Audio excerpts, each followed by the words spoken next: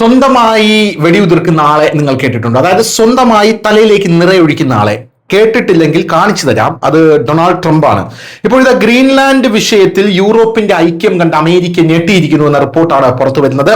Greenland തർക്കം NATO രാജ്യങ്ങൾക്കൊരു litmus test പോലെയാണ്. കാരണം നാറ്റോ ഗ്രൂപ്പിൽ അംഗമായിരുന്നിട്ടും അമേരിക്ക രാജ്യത്തിന്മേൽ ദ്രോഹപരമായിട്ടുള്ള നോട്ടം പതിപ്പിക്കുന്നു. എപ്പോഴും അമേരിക്കയ്ക്കൊപ്പം നിൽക്കുന്ന യൂറോപ്യൻ രാജ്യങ്ങളുടെ കർശനമായിട്ടുള്ള നിലപാട് ഡൊണാൾഡ് ട്രംപ് ഉൾപ്പെടെയുള്ള നേതാക്കൾ സ്തബ്ധരാണ്.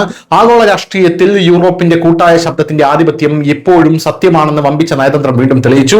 അമേരിക്ക പോലുള്ള രാജ്യങ്ങൾക്കും ചിന്തിക്കേണ്ടി വന്നിട്ടുണ്ടെന്നുള്ളതാണ് പ്രധാനപ്പെട്ട കാര്യം. വെനിസ്വേലയിലെ സ്ഥിതിഗതികൾ അസ്ഥിരപ്പെടുത്തുന്നതിന് ശേഷം ഗ്രീൻലാൻഡ് ഏറ്റെടുക്കുന്നതിന് അമേരിക്കയ്ക്ക് ഒരു ചെറിയ കാര്യമാണെന്ന് ഡൊണാൾഡ് ട്രംപ് കരുതിയിരിക്കാം. എന്നാൽ വാഷിംഗ്ടൺ ആക്രമണാത്മക മാനസികാവസ്ഥയിൽ എത്തിയപ്പോൾ യൂറോപ്യൻ രാജ്യങ്ങൾ ഒറ്റക്കെട്ടായി ശക്തമായി പ്രതിഷേധിച്ചു. ഇത് ലോക മുതലാളി എന്ന് വിളിക്കപ്പെടുന്ന അമേരിക്കയെ പിന്തിരിപ്പിക്കാൻ നിർബന്ധിതരാക്കി. ഗ്രീൻലാൻഡ് വിഷയത്തിൽ ഡൊണാൾഡ് ട്രംപ് ഇപ്പോൾ ശരിക്കും ണ്ടോ അതോ അത് ഏതെങ്കിലും തന്ത്രത്തിന്റെ ഭാഗമായിട്ടുള്ളതാണ് എന്നാണ് ഇപ്പോൾ പാശ്ചാത്യ മാധ്യമങ്ങളെല്ലാം ചോദിക്കുന്നത്. നിലവിലെ സംഭവ വികാസങ്ങൾ പരിശോധിച്ചാൽ ഗ്രീൻലാൻഡുമായി ബന്ധപ്പെട്ട സൈനിക തന്ത്രപരമായിട്ടുള്ള പ്രവർത്തനങ്ങൾ അമേരിക്ക ശക്തമാക്കിയിട്ടുണ്ട്. ഒരു വശത്ത് ട്രംപ് സർക്കാർ തങ്ങളുടെ സ്വാധീനം ശക്തിപ്പെടുത്താൻ ആഗ്രഹിക്കുന്നു.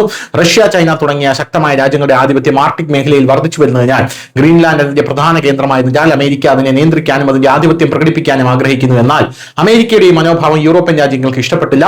കാരണം ഗ്രീൻലാൻഡ് ഡെൻമാർക്കിന്റെ ഒരു സ്വയംഭരണ പ്രദേശമാണ്. അതുകൊണ്ടാണ് ഈ വിഷയം യൂറോപ്യൻ രാജ്യങ്ങളുടെ പരമാധികാരവുമായി നേരിട്ട് ബന്ധപ്പെട്ടിരിക്കുന്നത്. ഗ്രീൻലാൻഡിനെതിരായിട്ടുള്ള ഏകപക്ഷീയമായ നടപടി സ്വീകാര്യമല്ലെന്ന് ബ്രിട്ടൻ, ജർമ്മനി, ഫ്രാൻസ്, മറ്റ് യൂറോപ്യൻ രാജ്യങ്ങൾ എന്നിവ വ്യക്തമായി പറഞ്ഞിട്ടുണ്ട്.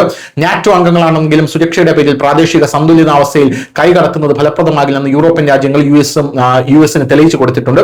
ഈ സംരംഭം ആർട്ടിക് മേഖലയിൽ സംഘർഷം വർദ്ധിപ്പിക്കുമെന്നും പ്രാദേശിക പൗരന്മാരുടെ ആഗ്രഹങ്ങൾ അവഗണിക്കുമെന്നും യൂറോപ്യൻ നേതാക്കൾ നിലവിൽ വാദിക്കുന്നു. News desk news India Malayalam.